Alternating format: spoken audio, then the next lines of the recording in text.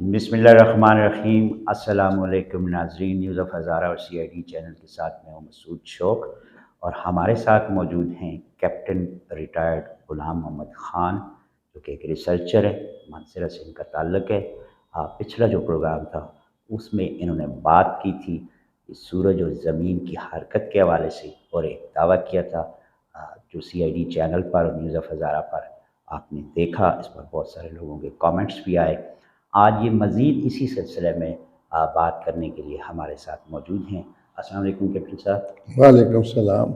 अच्छा कैप्टन साहब, पिछले प्रोग्राम में आपने जो बात की थी उस पर लोगों ने रिस्पॉन्ड किया। कुछ ने आपकी बात की तायीद की, कुछ इख्तलाफ किया, कुछ ने कहा ऑलरेडी ये सच हो रही है।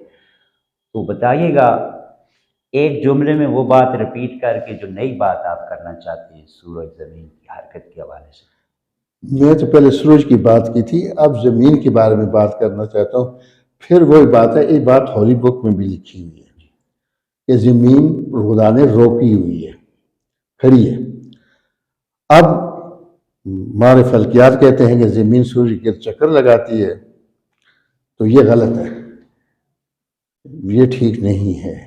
बल्कि ज़मीन खड़ी है, सूरज के चक्कर लगाता है। एक साल में पूरा होता है इसका चक्कर। इसके बारे में बात करना चाहता हूँ। इतनी काफ़ी है, जो कि मैं आप सामने देखा है, सब कुछ किया है, ज़मीन चलती है। मैं इसके खिलाफ हूँ कि ज़मीन ज़मीन नहीं चलती, खड़ी है।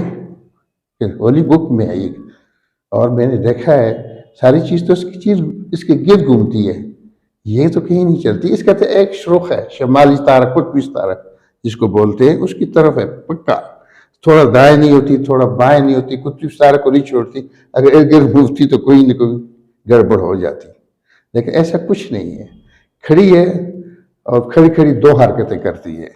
एक 24 घंटे में करती है, जिसमें एक दिन में 24 घंटे में एक चक्कर पूरा होता है, सूरज दोबारा तुलू 24 घंटे बाद। और दूसरी हरकत उसका मेवल जो है वो गर्दिश करता है, वो साल में अपनी एक हरकत पूरी करता है। 4 मिनट तकरीबन रोजाना 24 घंटे में 4 मिनट चलता है। इसी तरह सूरज भी 24 घंटे में 4 मिनट चलता है, वो भी साल बाद चक्कर लगाता है पूरा। और इसी तरह जमीन भी एक साल बाद मैवर जो मैवर एक चक्कर पूरा करता है। कैप्टन साहब, कैप्टन रिटायर्ड ग़ुलाम मोहम्मद साहब बात कर रहे हैं। इन्होंने पिछले प्रोग्राम में बात की थी कि सूरज जो है वो मूव करता है।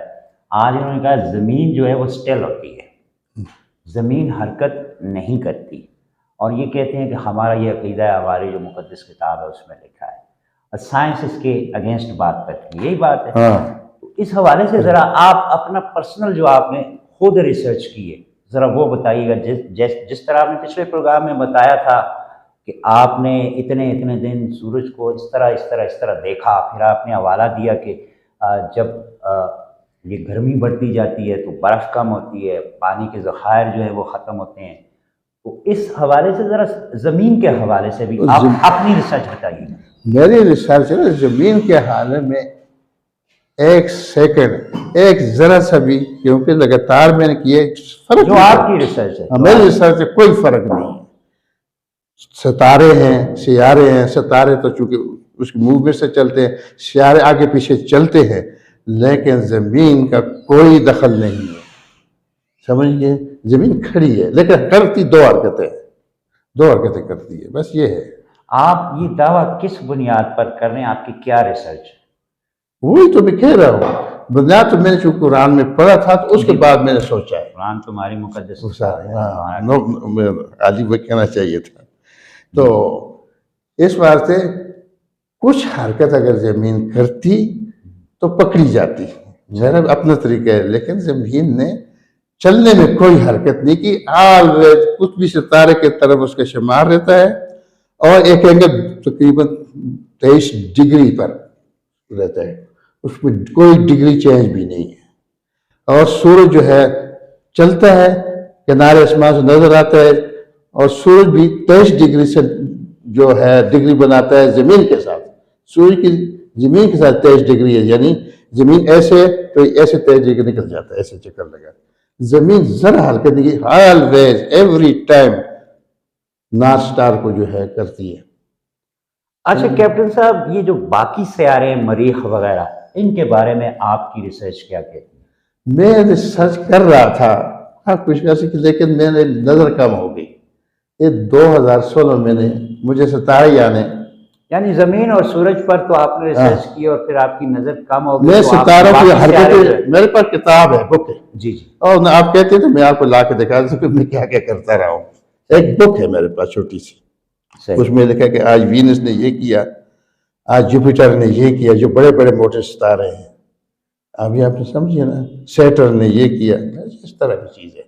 और मैं रिकॉर्ड डेली करता था, लेकिन मेरे ऐसा से नज़र कमजोर, अब मुझे तारे ही नजर नहीं आते, अब मैं क्या करूँ। अच्छा कैप्टन साहब, आपने लास्ट टाइम बात की थी, हमारे चैनल्स पे बहुत सारे लोग सुनते हैं, जो सूरज की जो हरकत है, जो मूवमेंट है, उससे दुनिया को और ख़ास तौर पर पाकिस्तान को और साउथ एशिया को, इस खिते को क्या नुकसान हो रहा है, गवर्नमेंट ऑफ पाकिस्तान को और पाकिस्तान के अवाम को क्या करना चाहिए, ज़रा फिर बता दीजिएगा।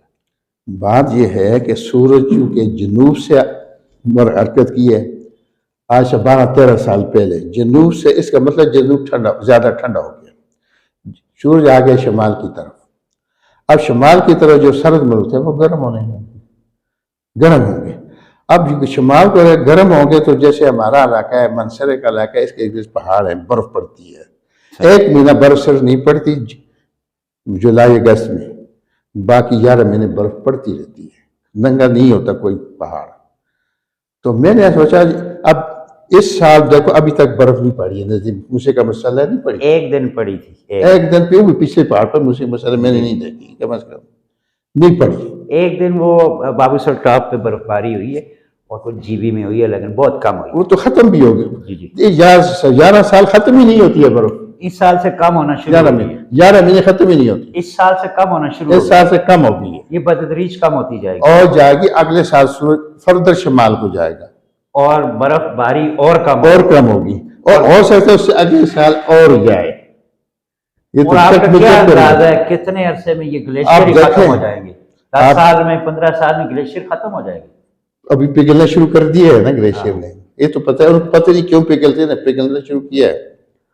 बात ये है कि तो तदारक के तौर पर जो इदारे हैं, पूरी दुनिया भी इसमें लगी हुई है, अब पाकिस्तान की गवर्नमेंट है, इनको फौरी तौर पे क्या करना चाहिए? इस एक अर्ज पर अमेरिका भी है, जिस अर्ज पर पाकिस्तान है, जो भी मुल्क है, इनके लिए ज्यादा खतरा है, दुनिया यूरोप के ज्यादा खतरा है। उसकी वजह यह है कि चूंकि बर्फ जब पड़ेगी नहीं, तो बर्फ जो है, पहाड़ जो है बर्फ का स्टोर है, अब बर्फ पड़ेगी नहीं तो दरियाओं पर असर पड़ेगा, दरियाओं का पानी कम हो जाएगा, और अगर और फर्द शमाल को जाते और कम हो जाता, और ये डर इस बात का है कि दरियाएं खत्म हो जाएंगे, दरिया खत्म हो जाएंगे, क्या क्या इकदाम करने चाहिए? इक़दामात मैं तो कहता हूँ, सूरज सब कुछ सर पर है तो पहले साझेदार दरख्त लगाओ, बड़े पैमाने पर दरख्त, बड़े पैमाने पर, क्योंकि सूरज तो आप चांद नहीं छूटेगी आपकी, और कोई हल नहीं है, और कोई हल नहीं है। तो अब पानी का भी जब दरिया खत्म हो तो क्या करना है आपने, पानी कैसे लाओगे? डैम बनाने पड़ेंगे, डैम में भी कुछ स्टोर होते हैं, बारिश का पानी हो, ये जो है ना बारिश के पानी के लिए डैम बना, जैसे सिंध में हो रहा है। और डैम तो 360 डैम ऐसे जो है फिलहाल वो तो तजवीज़ की थे हमारे इमरान खान ने केपी में, अभी तक तो बने नहीं है, तो 360 जो है वो तजवीज़ तो किए हुए।